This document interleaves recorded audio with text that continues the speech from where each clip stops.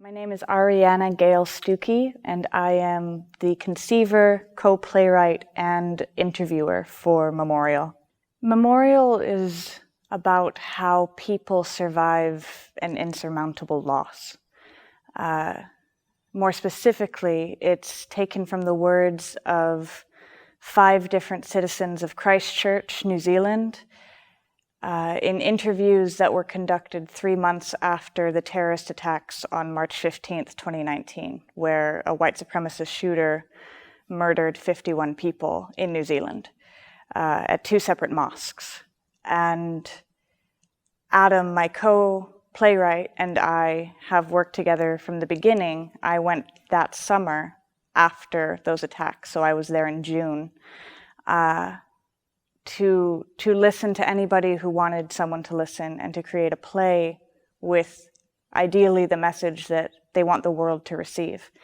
And I think that message is quite simple and quite universal, honestly, in what it is, which is just that these are people who lost someone they love and they want those lives to be documented, that those lives mattered, and that the heroism of their loved ones who were killed that day is known to the world. The process of writing the play was a wild adventure. I was 23 years old when we began. Adam, I believe, was 22 or 23.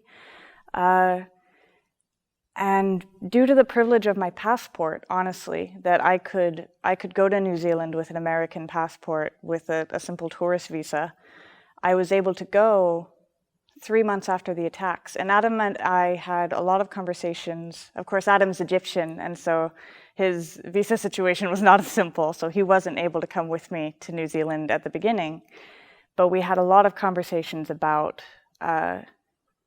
going and interviewing people this incredibly early after such an insanely massive trauma to a community. Right when I got there, the news media was leaving. The international news media that had been covering the attacks was leaving New Zealand for the first time. And so there actually was a desire from many people in the community to tell the story in a different way, not in a 2-minute film sound clip, but actually in a theater, in a space where people have to literally come together in order to listen and in order to witness. And I guess the last detail I'd add on the actual writing is that we were always looking for the story of what happened rather than feelings or opinions on what happened.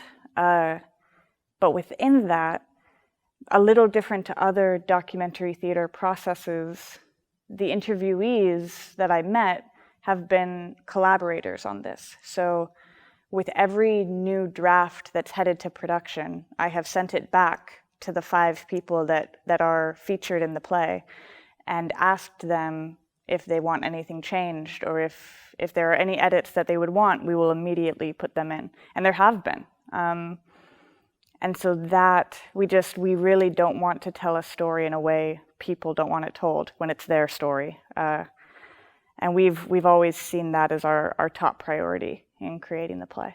The play is very different from when we were originally going to present it in 2019, mainly due to how we've changed our relationship to film and memory within the play.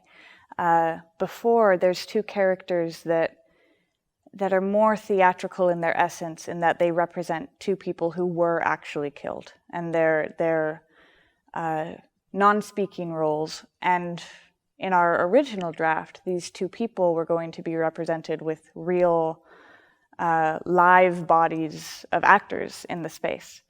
But we've found that as we looked back, as we all survived the pandemic and theater was finding a new sort of digital form, that film can have such a space of memory. It's a pretty global movement, this